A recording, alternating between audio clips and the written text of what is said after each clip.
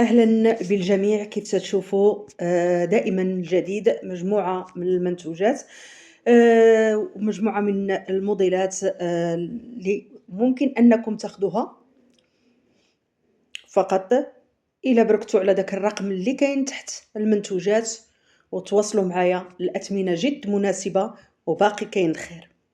وانتم تشوفوا هاد المنتوجات كاملين وتتفكروا شنو غادي تكومونديو. انا غنحكي لكم قصه اليوم، قصه ندم. قصه اليوم تجمع جوج شخصيات، عادل ونعيمه. عادل ونعيمه هادو كانوا بجوجهم واحد الاسر اللي ممكن انهم نقولوا عليهم مختلفين. نعيمه من واحد الاسره اللي هي أسرة يعني متفتحة جدا، متماسكة، النشاط والفرحة، يعني الحياة سهلة عندهم في الدار ولاباس عليهم. عادل كان من واحد العائلة اللي لاباس عليها بزاف بزاف بزاف بزاف، ولكن واحد العائلة اللي هي متفككة، حيث أن الأب ديالو مجوج بزاف ديال العيالات وهو الأم ديالو مطلقة وعايش يعني بين هاد زوجة الأب، بين هادي وبين هادي وبين هادي وبين الخدم والحشم، يعني ما كاينش شي واحد اللي غادي يحن فيه. في العمر ديال 20 سنة عادل غادي يتعرف على نعيمة. فين غادي يتعرف عليها؟ هو خرج من الابتدائي، ولكن كل مرة تيهز الموتور الكبير ديالو وتيمشي قدام المدارس وتيبقى حاضي، اللي خارجه المدرسه اللي داخله واللي خارجه المدرسه، حتى طاحت عينو على نعيمه اللي كانت جميله وجميله بزاف. ونعيمه دغيا طاحت في الفخ، لانه معروف في ديك الفيلاج انه ولد شي واحد لاباس عليه وكل واحد فيهم تتمناه. كل وحده من دوك البنات تيتمناو انه غير يشوف فيها، ونعيمه كانت من بين دوك البنات من طبيعه الحال. تلاقت نعيمة مع عادل وتكونت بهم واحد العلاقة اللي بالزربة قرر عادل أنه يمشي يخطب نعيمة، مع أن السن ديالها كانت فقط 17 سنة.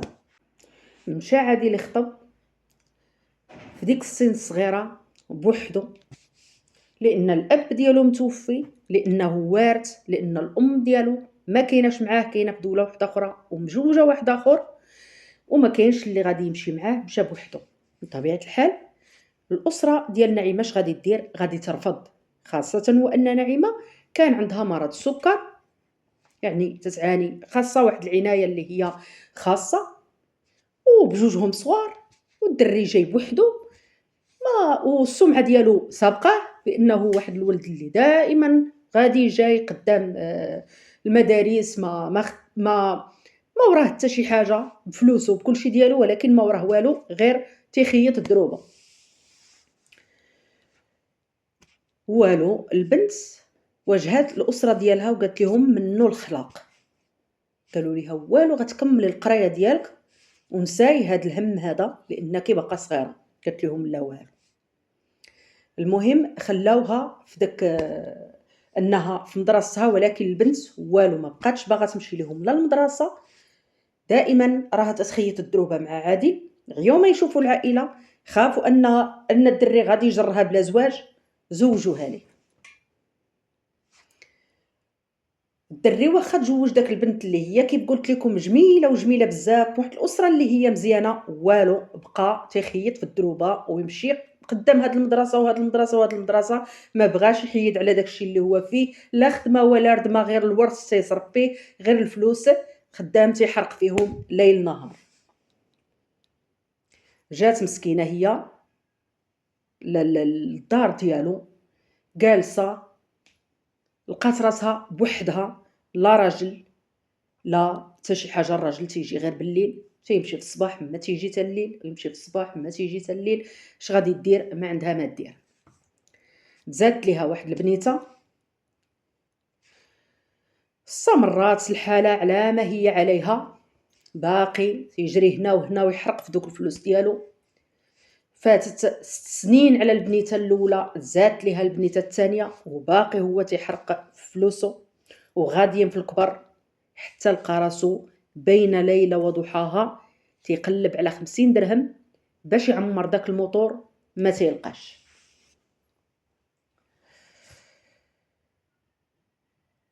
المهم ولا تيتقاتل مع الوقت، بيع هادي عاود البيع في هادي، شري هاد الطوموبيل عاود البيع في هادي، دير هادي دير هادي دير هادي، وخا هكاك ما تابش على داكشي اللي هو فيه.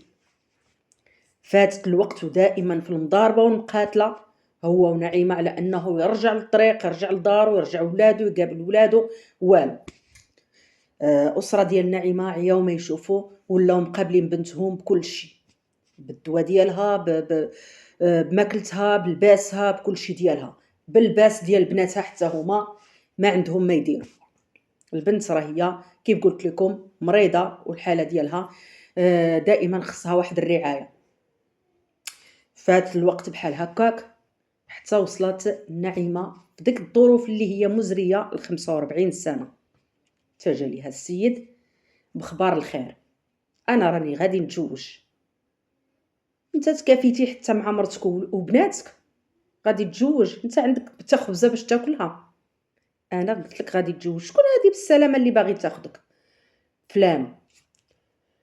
كيف قلت لكم الفيلاج تيكونوا عارفين بعضياتهم. واحد البنت في العمر ديال بنته الكبيره 20 سنه، هنا في هذا السن مرتو ولات عندها 45 سنه، وجايب بنيته عندها 20 سنه، آية من الجمال، بيوضة والعوينات خضرين وداكشي ما تختار، والشعر، وهذا داخله باغا تدخل على مرا بولادها قد امها، وطلقه في الفيلاج باللي راها مريضه وما قاداش عليه وعنده مشاكل معاها. راه هو خاصو مرا اللي غادي تقابلوه كدا كدا، ديك البريهشه اللي قلت لكم. المهم فات الوقت بحال هكاك والو، نعيمه ما بغاتش تعطيه الاذن بالزواج. مشى دار الفاتحه مع ديك البرهوشه الصغيره، منين حملات ولا بزز انهم يعني قانونيا ممكن انه يتزوجها. مشى كرا ليها واحد الضويره، وهنا ساقط ليه الخبر. نعيمه عارفها كلشي شنو تيدوز، عيات ما تشوف، لقات بلي السيد ما بقاش يجي حتى بالليل، ما بقى يجي لا ليل لا نهار، صافي مشى في الخطره. وبدات تطالبوا بلي انه يجي يشوف بناتو، يجي هادي يجي. قال لها انا ما نقدرش على جوج ديور، يا نجيو نتجمعوا عندك يا ما نجيوش. قالت ليه جيبها. المهم جاب البريهشه وجا، وهنا ولات المقاتله ما بين الدراير: قتل فيا نقتل فيك، قتل فيا على بارد الكتاف، قتل فيا نقتل فيك على بارد الكتاف. البنت الكبيره تتشوف داك المنظر وتسمرت، تشوف داك المنظر وتسمرت، تشوف حتى ولات غير تتغوت. جاها واحد المرض نفسي، خرج ليها العقل ديالها وصدق باش يقابل بنته ويقريها ويوصلها. جاب وحده اخرى ودمر بنته، وما قاد لا على هادي لا على هادي لا على هادي لا على حتى شي حاجه. باقا نعيمه في ديك المقاتله عيات ما تشوف، خوات ليهم ديك الدار، دات بناتها ومشات لواحد واحد الدار وحده اخرى كراوها ليها عائلتها وجلسات فيها.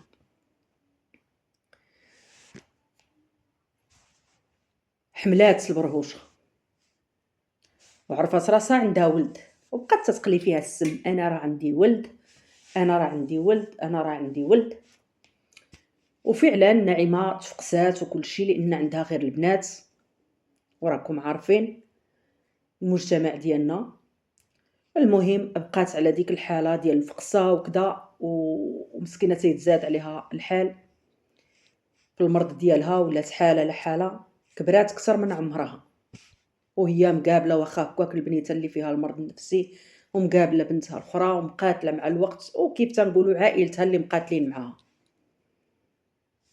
فهاد الوقت جا الوقت باش تولد الاخرى، ولدات، مات ليها الدري، غير ولداتو مات، ما برحاتش بيه. فات شويه ديال الوقت، ما كاملاش عامين، عاوتاني حملات الاخرى بنيته. ونعيمة في الحرب ديالها مع الضرة، تزاد لك بنت كي لا تزاد لك ولد ما يعيش ليكش كدا، هما مع بعضياتهم في المقاتلة على بارد الكتاف. البنت الأولى ضاعت، البنت الثانية ما تتلقاش اللي يوقف معاها، وهما غاديين في الضياع، والسيد غادية المرأة الصغيرة وتتزيد ليه في الدراري الصغار، خرجات باش تخدم على راسها تا ديك البنت. ديك المرأة تنقولوا بنت، ديك المرأة خرجات المرأة الثانية تخدم على راسها باش توكل البنات، باش تقوم بيهم، وباش وباش وباش.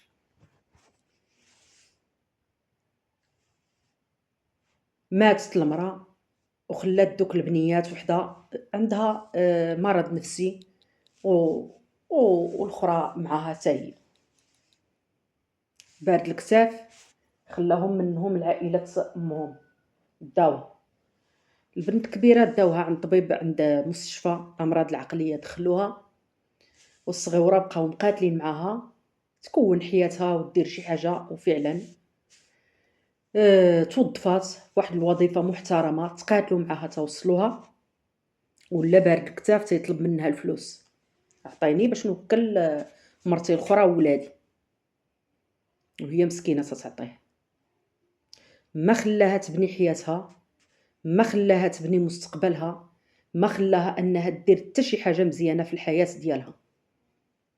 واحد النهار تيقلبوا عليها، باتت ما صبحات، عياو يقلبوا على ديك البنيته فين كاينه، فين والو، حتى فاتت 8 سنين عاد ساقوا الخبار بانها مشات هجرات لواحد الدوله بلا ما تقولها ليهم، بلا ما تشاورهم، بلا حتى شي حاجه، وخدات شي نصراني واستقرت تما باش عمرها ما تجي.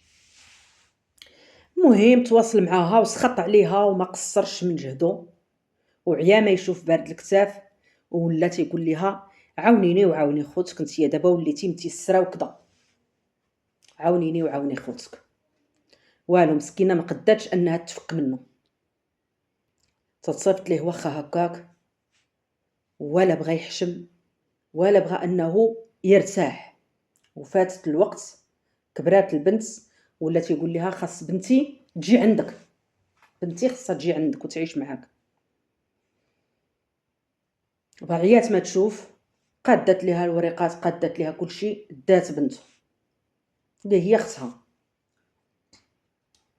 داتها وهي تقول له مرتو خصني حتى انا نمشي عند بنتي.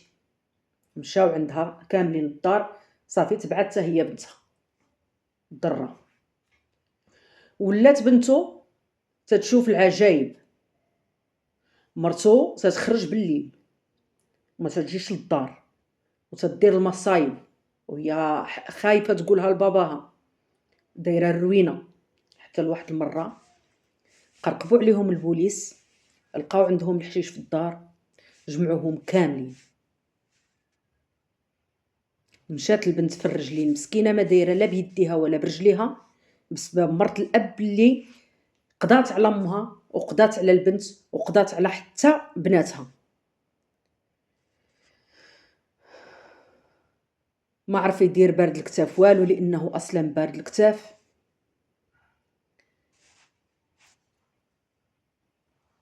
مرتو منين حصلوها قالت لهم هادشي حنايا مشتركين فيه كلشي، ماشي غير انا. جمعاتهم كاملين، روناتهم كاملين، وحتى هو تيق وقال لبنتو انتي خرجتي عليها وانتي درتي وانتي فعلتي وانتي تركتي، يا المسخوطه يا الفاعله يا التاركه يا هادي.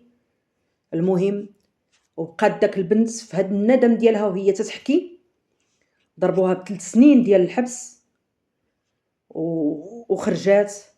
وداك الراجل واخا هو قاوري ولد الناس، وقف معاها ودار ليها المحامي وتقاتل معاها وتسنها حتى خرجات، وبقى مقابل وليداتها، وقال لك الندم ديالي اللي تيبقى لي في قلبي، علاش هاد الناس هادو اللي دمروا لنا الحياه ديالنا دخلتهم لداري وقمت بهم واستقبلتهم، ويوقع لي هادشي كامل، ودابا بابا سخط عليا وتيقول لي انت اللي ما مزياناش، وانت اللي درتي هذا الشيء، وانت اللي فعلتي، وانت اللي تركتي.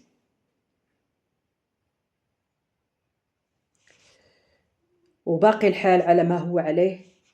مرت الاب وبنتها راهما تايهين في ديك البلاد.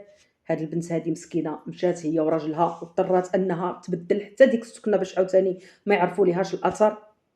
وتقطعات العلاقه ديالها لا مع الاب ديالها ولا مع خوتها الاخرين، وبقات عايشه بوحدها مع العائله ديال الام ديالها اللي وصاتهم حتى شي واحد ما يوري ليه طريقها. قالت لهم بارك عليا داكشي اللي عشتو في حياتي كامله، ولكن دائما تتحز في قلبها علاش هي ماشي بحال الناس، علاش يبقى ليها هذا الشيء، علاش زعما الخير كامل اللي صرفاته ردوه ليها بحال هكا. ونادمه انها خذلات الام ديالها، هاد الناس اللي عذبوا الام ديالها وقفات معاهم، علاش كان عليها ما تهضرش معاهم، كان عليها ما تدخلهمش دارها، كان عليها بزاف ديال الحاجات. تقول لك انا سباب نفسي في هذا الشيء اللي جرى ليا. واش غلطات ملي دخلتهم لدارها، او لا هما قلالي الاصل ما تيستاهلوش؟ هذه هي قصتنا لليوم. تنتمنى انكم تاخذوا منها العبره، وان قليل الاصل ما عمره ما غادي يولي ولد الاصل. الموديلات ديالي لي اليوم تنتمنى انكم تواصلوا معايا، تكومونديو هادشي كله ديسبو. بسلام عليكم، القصه الماجيه ان شاء الله وموديلات جداد.